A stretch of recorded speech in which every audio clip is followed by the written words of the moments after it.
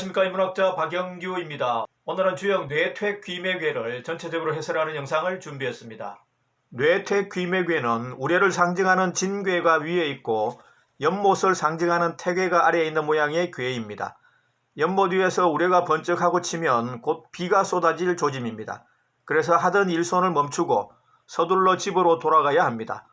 돌아갈 귀자를 괴 이름에 쓴 것은 그 때문입니다. 귀매에서 매자는 누이 매자인데요. 누이가 돌아간다는 것은 시집을 간다는 뜻입니다. 그래서 뇌퇴귀매괴는 혼인을 상징하는 괴입니다.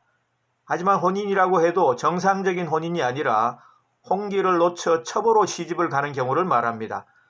우레가 번쩍하고 치기 전에 미리 집으로 돌아가면 비를 맞을 염려가 없는데 우레가 치기 시작할 때 비로소 집으로 돌아가면 도중에 비를 만날 수도 있고 옷이 흠뻑 젖어 낭패를 당할 수도 있습니다. 그래서 괴사에서는 이렇게 말합니다. 정흉 무유리, 정벌하면 흉하다, 이로울 바가 없다. 정벌한다는 것은 혼인할 상대를 무례하게 대한다는 의미입니다. 그런 태도로 접근하면 혼인이 원만하게 진행될 수가 없습니다. 그래서 무유리, 유리할 게 없다고 했습니다.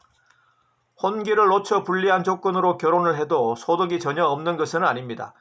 2세를 생산해서 대를 이으면 가문을 일으킬 수 있고 그렇게 되면 당당하게 입지를 굳힐 수가 있게 됩니다. 그래서 초구효사에서는 이렇게 말합니다. 귀매 이제 판응리 정길 잉첩으로 시집간다. 절름발이라도 걸을 수 있다. 정벌이 길하다. 잉첩으로 시집을 간다는 것은 불리한 조건으로 혼인을 한다는 의미입니다. 하지만 그런 혼인이라고 해도 마음을 굳게 먹고 잘 대처를 하면 결과가 좋다는 것이 주역의 조언입니다. 비록 잉첩으로 시집을 갔지만 가문을 일으켜 세울 수도 있고 후사를 이으면 당당하게 행세할 수도 있습니다. 그래서 절름발이라도 걸을 수 있고 정벌이 길하다고 했습니다. 그러한 결과를 만들기 위해서는 우선 행동을 신중하게 해야 합니다. 그래서 구이효사에서는 이렇게 말합니다. 묘능시 이유인지정 액구눈으로 봄이다. 유폐된 사람처럼 곧으면 이롭다. 액구눈으로 본다는 것은 시댁에서 보고 듣고 하는 행동을 신중하게 한다는 의미입니다. 유폐도 그런 의미로 쓰였습니다. 죄인의 심정으로 속마음을 감추면서 훗날을 기약하면 좋은 결과가 있다는 뜻입니다. 도라지를 3년 묵혀도 산삼이 되지 않는다는 속담이 있습니다. 혼사가 여기저기서 들어오는데 너무 가리다 보면 결국 홍기를 놓칠 수가 있습니다. 그렇게 되면 결국 정실이 아니라 첩으로 시집을 가게 됩니다. 63효사와 94효사에서는 이런 상황을 다음과 같이 표현하고 있습니다.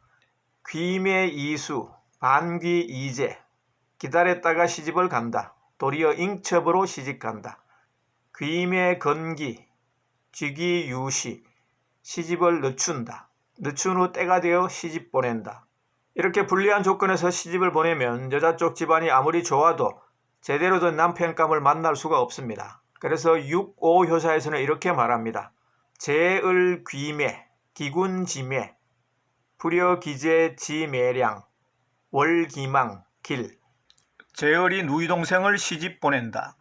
남편의 소매가 잉첩의 소매보다 좋지 않다. 달이 차오르면 길하다. 제을은 황제를 뜻합니다. 대단한 권세를 가져도 홍기를 놓치면 좋은 곳에 시집을 보낼 수가 없습니다. 그래서 남편의 옷소매가 잉첩의 옷소매보다 좋지 못하다고 말합니다. 그렇다고 하더라도 시집을 가서 묵묵히 견디면 2세를 생산하고 대를 이어 좋은 결과로 이어질 수가 있습니다.